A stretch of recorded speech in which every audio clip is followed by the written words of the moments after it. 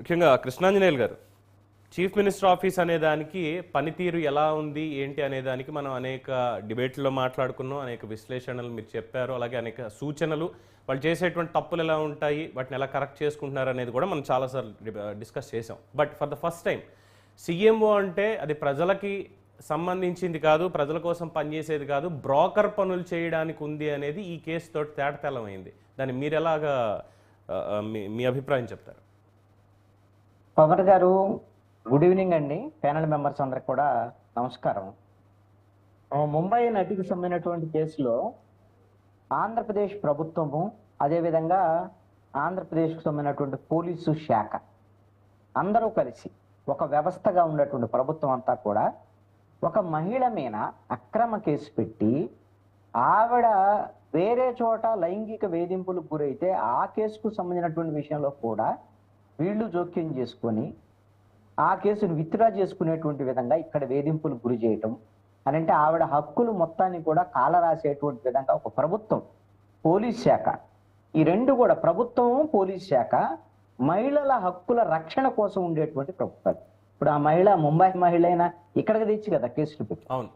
మరి అలాంటి కంచే చేను వేసినట్టుగా ఒక ప్రభుత్వము, పోలీస్ శాఖ మొత్తం అలాగా వ్యవహరించడం అనేటువంటిది దాని సిగ్గు వ్యవహారం ఇది కాదండి, తీవ్రమైనటువంటి నేరమే ఇది. మీరు మాఫియా ఇలాంటి పదాలు వాడారు కదా, అవి చిన్నయ్య అని అనిపిస్తుంది. ఎందుకు అనంటే ఒక ముఖ్యమంత్రి కార్యాలయానికి సంబంధించినటువంటి దాంట్లో ఈ విధమైనటువంటి కుట్రకి పోలీసు ఉన్నతాధికారులుగా ఉన్నటువంటి వాళ్ళందరూ కుట్ర చేసి ఒక అమ్మాయి, ఆవిడ యాక్టరా లేకపోతే డాక్టరా ఇవన్నీ సెకండరీ, ఒక అమ్మాయి ఆవిడ హక్కులు మొత్తాన్ని కొలరాయటానికి ఇంత పెద్ద వ్యవస్థ అంతా పనిచేసింది. ఎందుకోసం అనంటే ఇది ఒక పెద్ద పంచాయతీ. ఆ దాంట్లో ఏంటి అనంటే మీరు అన్నట్టుగా బ్రోకరేజం ఇలాంటి అనంటే ఈ మాఫియా డాన్లు వీళ్ళు చేస్తారు కదా, ఏదైనా వాళ్ళ దగ్గరికి ఏదైనా పంచాయతీ వస్తే అవతల వాళ్ళని బెదిరించి ఇష్టం వచ్చినట్టుగా చేస్తారు కదా. అందుకని సజ్జన్ జిందాల్కి అప్పుడు ఆంధ్రప్రదేశ్ ముఖ్యమంత్రితో జగన్మోహన్ రెడ్డితో ఉన్నటువంటి సంబంధాలు, ఆ రీత్యా బహుశా సజ్జన్ జిందాల్కి వచ్చినటువంటి ఆ సమస్య ఏదైతే ఉందో సజ్జన్ జిందాల్కి మధ్య, ముంబై నటికి మధ్య ఉన్నటువంటి వివాదం ఆల్రెడీ ముంబైలో కేసు నమోదైంది. ఆ కేసు నమోదైన నేపథ్యంలో ఆ కేసు నుంచి ఆవిడ విత్డ్రా చేసుకునేటువంటి విధంగా చేయటం కోసమే ఆంధ్రప్రదేశ్లో అక్రమ కేసు పెట్టారు. మొత్తం ఆ జరిగినటువంటి పరిణామాలు, ఆ డేట్లు అవన్నీ పరిశీలిస్తే చాలా స్పష్టంగా అర్థం. ఇక్కడ ఒకటి ఇప్పుడు జరగబోయే పరిణామం, ఎన్ని అంశాల మీద ఇప్పుడు చర్చ జరిగి ఉంది ఆల్రెడీ, అనేక సందర్భాల్లో చర్చలు కూడా జరిగాయి. జరగబోయేది ఏం జరగబోతుంది అంటే విశాల్ గున్ని ఒక సీనియర్ ఐపీఎస్ ఆఫీసర్, డిఐజీ స్థాయి అధికారి, ఆయన అప్రూవర్ గా మారి చాలా స్పష్టమైనటువంటి ఒక స్టేట్మెంట్ ఇచ్చారు. దాంట్లో ఇచ్చినటువంటి అంశం ఏమిటి అని అంటే అతను ఆల్రెడీ జనవరి 29వ తేదీన విశాఖపట్నానికి ట్రాన్స్ఫర్ అయ్యారు. అవును. అయితే మీరు ట్రాన్స్ఫర్ మీద వెళ్ళాలి అని అంటే ఈ అసైన్మెంట్ కంప్లీట్ చేయాలి అని సీఎం ఆఫీస్కు పిలిపించి అప్పుడు ఉన్నటువంటి ఇంటెలిజెన్స్ చీఫ్ మీరు ఈ విధంగా ఖచ్చితంగా వెళ్ళాలని ఒత్తిడి చేసి తనని ముంబై పంపించారు అనేటువంటిది అతను ఇచ్చినటువంటి అంశం.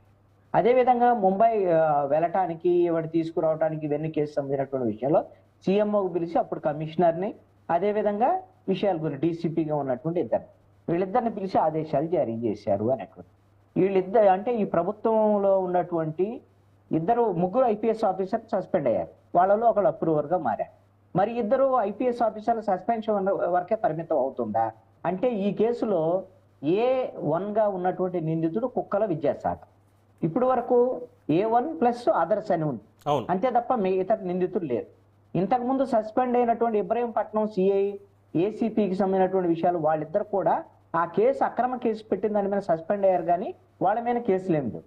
కాబట్టి నేను అనుకుంటున్నాను విద్యాసాగర్ తర్వాత ఈ కేసులో ఈ ముగ్గురు ఐపీఎస్ ఆఫీసర్లకు సంబంధించినటువంటి విషయంలో వీళ్ళ మీద సెక్షన్ 120 ఐపీసీ 120B ప్రకారంగా కుట్ర కేసుకు సంబంధించినటువంటి అంశంలో వీళ్ళ ఆ సెక్షన్ చేర్చి వీళ్ళను కూడా నిందితులుగా చేర్చేదానికి అవకాశం ఉంటుంది. ఒకటి వాళ్ళను కూడా విచారించవచ్చు, అరెస్ట్ చేయొచ్చు, ఏమైనా జరగవచ్చు. ఇప్పుడు కుక్కల విద్యాసాగర్ కోసం ఆల్రెడీ గాలింపు జరుగుతుందో, లుకౌట్ నోటీస్ కూడా జారీ చేయబడింది. వీళ్ళిద్దరికి సంబంధించినటువంటి మిగతా ముగ్గురు సంబంధించినటువంటి ఐపీ ఆఫీసర్లని నిందితులుగా చేర్చి విచారించటమా, అరెస్ట్ చేస్తారా, ఏం చేస్తారో చూడాలి. ఇక మూడో అంశం ఏంటి అంటే సీఎంఓలో జరిగినటువంటి మీటింగ్ ఎవరు చెప్తే ఇది చేశారు?